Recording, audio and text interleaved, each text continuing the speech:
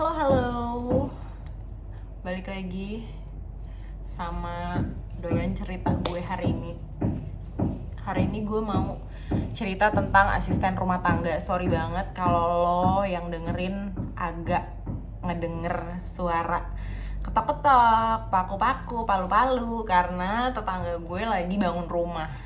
Ya, jadi sorry banget, tapi gue harus banget ngibril dan ceritain tentang petualangan gue mencari mbak ya.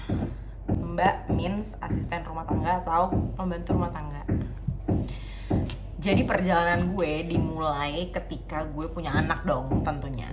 Dari dulu, dari kecil gue itu memang selalu jadi anak yang di rumah tuh emang ada mbak gitu. Sampai mungkin di umur SMA kelas 3 atau kayak ya SMA kelas 3 menjelang kuliah gitu, nyokap bokap gue udah mulai nggak pakai mbak. Jadi kalau baju itu tuh di laundry gitu. Terus berarti pengalaman pertama gue mencari ART sendiri itu kan ketika gue udah punya anak dong gitu. Karena pas gue baru married sama laki gue, posisinya gue tuh masih ngekos. Jadi ya kalau kamar kosan mah gue bisa kali beres-beres sendiri gitu. Dan kebetulan gue memang orangnya walaupun pemalas, gue tuh orangnya rada OCD gitu. Ketemu sama laki gue yang super OCD. Kalau gue kan rada OCD, kalau dia super OCD. Jadi kayak cocok banget lah. Maksudnya sebenarnya even gue tidak dibiasakan untuk beres-beres rumah dari kecil, tapi gue si beres-beres banget lagi dan gak bisa ngelihat kotor gitu. Jadilah pencarian pertama mbak gue itu di ketika anak gue baru lahir. Gue tuh udah mengalami pasang surut ya. Jadi anak pertama gue lahir 2018 dan sekarang 2023. Jadi mungkin gue udah 5 tahun pasang surut mencari mbak yang cocok banget sama gue gitu. Ya sebenarnya nggak akan ada sih gitu. Gue merasa persoalan mbak ini tuh apa ya, persoalan yang pelik dan menurut gue nggak akan ada ujungnya. Karena gue tuh menyadari sih makin kesini bahwa memang orang selama-lamanya ada mbak kerja di rumah orang. Kan orang dulu tuh kan terkenal banget, kayak pasti kalian tuh ada lah di antara kalian yang punya mbak tuh dari kalian bayi, dari kalian nggak kenal dia sampai akhirnya kayak kalian tuh lebih nggak bisa pisah sama dia daripada pisah sama nyokap gitu kasarnya gitu. Dan gue bingung kayak kok nowadays susah banget cari yang kayak gitu ya gitu. Yang sebenarnya dari lubuk hati gue yang paling dalam itu lagi-lagi tergantung orangnya. Tapi gue jujur memang belum ketemu. Gue udah ngerasain juga gonta-ganti penyalur, gonta-ganti yayasan dari yang gue bayarnya 2 juta sekian sampai gue udah langganan sama dia setiap 3 bulan gue bayar 500.000. Pokoknya gue udah mencoba berbagai macam alternatif gimana caranya gue bisa dapet mbak yang cocok. Menurut gue masalah perembaan ini tuh memang harus ada solusi yang lumayan extra effort ya dari orang-orang yang bertanggung jawab dan ahli di bidang managing people dan ketenaga kerjaan ini. Wow, jadi berat banget. Maksud gue gini loh, maksudnya gue sih merasanya sebagai manusia yang mempekerjakan orang, biasanya gue punya mbak 2. Tapi karena sekarang gue udah di rumah, jadi gue memutuskan untuk ya udah mbak 1 aja, anak-anak sama gue aja gitu. Dari semua perjalanan gue pernah ketemu sama mbak yang ikut sama gue kayak udah melewati 2 kali lebaran gitu. Udah sempat ketemu sama mbak yang kayak gitu, yang gue ngerasa cocok banget, orang Jawa, orang Lampung, itu tuh gue udah ngerasain juga sebenarnya. Cuman terakhir gue ngerasa cocok tuh sama mbak yang Lampung itu tahun 2021 dia pulang, which is berarti gue udah 2 tahun mengalami pasang surut pencarian mbak yang menurut gue susah nih buat kita tentuin gitu.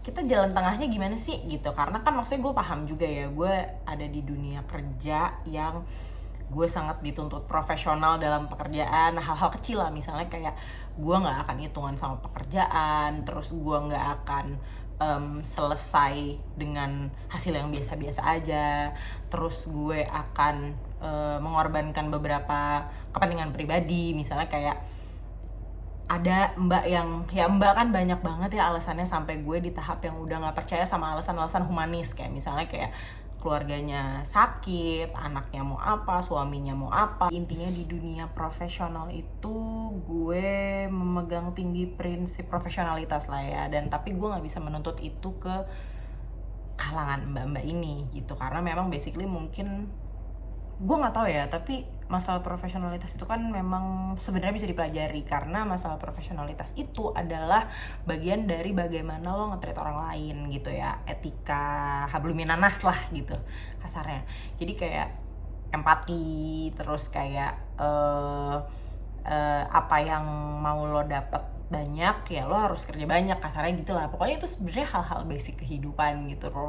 Profesional cuman menajamkan itu dengan perilaku etika di kantor, misalnya kayak kalau ketemu orang lo pakaiannya harus pantas dan segala macam. Tapi menurut gue di beberapa case perembaan ini, gue bahkan tidak menuntut profesionalitas lagi, tapi gue menuntut sisi kemanusiaan sebagai sesama manusia aja gitu. Maksudnya kayak ketika gue punya kapasitas buat pakai jasa lo gitu, lo kan membutuhkan uang gue juga gitu. Jadi maksud gue membutuhkan timbal balik yang setimpal gitu. Lagi-lagi masalah hubungan itu kan, ini hubungan apapun ya, maksudnya kayak suami istri, pacaran, apalagi pekerjaan yang sifatnya kayak gini gitu ya, bukan profesionalitas kantoran yang memang digaji ada kontrak segala macam gitu ya. Kalau ini kan bener-bener hitam di atas putih, bener-bener kesepakatannya antara hati ke hati, cocok nggak cocok kayak gitu.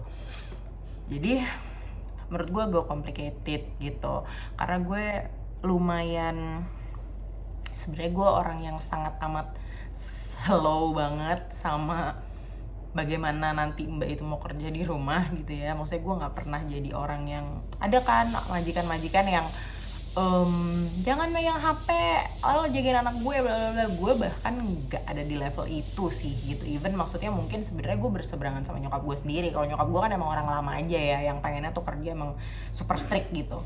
Tapi gue menyadari bahwa ya mbak-mbak sekarang itu ya mbak-mbak yang seumur gue juga, yang sebenarnya kayak udah mulai renggang tuh aturan-aturan diktator kayak gitu. Walaupun sebenarnya gue juga sebagai manusia menyadari gitu, at some point gue memang harus didikte dan harus ketemu sama orang diktator, tapi nggak di semua aspek kehidupan gue juga gitu. Gue orang yang lumayan bisa diajak kompromi, that's why gue merasa gue tidak pernah ribet masalah kayak gitu.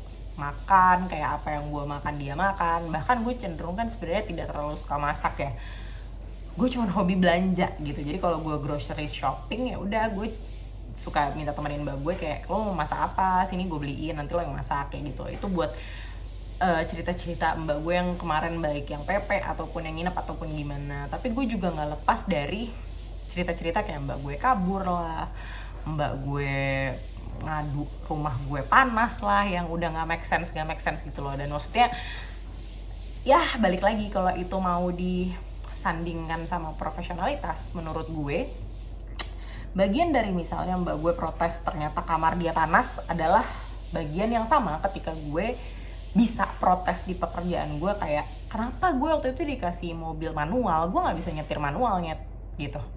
Gue pernah ada di posisi pekerjaan kayak gitu. Tapi ya udah, kalau di dunia profesional ya udah, lu dikasih mobilnya manual, nggak mau lo pakai ya udah, tapi sangat amat menyulitkan pekerjaan lo kalau nggak lo pakai, atau pilihannya lo belajar mobil gitu. Ya udah, abis itu karir lo mati, udah lo nggak lulus probation, kasarnya waktu itu gue kayak gitulah dihadapin sama situasi kayak gitu. Tapi kalau mbak-mbak ini kan memang mungkin dia merasa punya banyak pilihan ya, kayak ketika misalnya ngerasa aduh kamar gue panas, gue cari majikan yang kamarnya nggak panas deh. Padahal sebenarnya hal kayak gitu hal yang sangat bisa diomongin. Maksudnya kayak, bu saya ngerasa kamarnya agak panas deh, bla bla bla. Gue nggak akan tersinggung juga gitu. Maksudnya gue mungkin juga di situ nggak lihat karena gue nggak pernah tidur di situ kan. Padahal kan sebenarnya itu tinggal dikomunikasikan ke gue gitu, kayak bu kayaknya ini kipasnya rusak, boleh nggak ganti, bla bla bla. Atau kayak ini kayaknya panas, boleh nggak asbesnya dibuka dikit gitu, sang atasnya dibuka dikit, nanti saya apalah. Pokoknya intinya diskusi dulu gitu. Tapi ini main kabur, main bener-bener nggak ada babi bu, tiba-tiba ya udah minta pulang, alasannya ibunya sakit terus nggak balik. Maksud gue kayak ini ini di kalangan tertentu memang lumrahkah seperti itu gitu. Karena menurut gue itu sebenarnya bukan part of profesionalitas di dunia kantoran lagi ya. Maksud gue itu udah jatuhnya ke mentality sih. Makanya gue mempertanyakan nih, mental mbak ini sebenarnya pengennya apa sih? Pengen duit instan apa gimana sih gitu loh. Jadi ya lumayan banyak traumanya lah gue perkara mbak gitu. Sampai akhirnya gue kayak ya udah sekarang gue pakai mbak yang pulang pergi.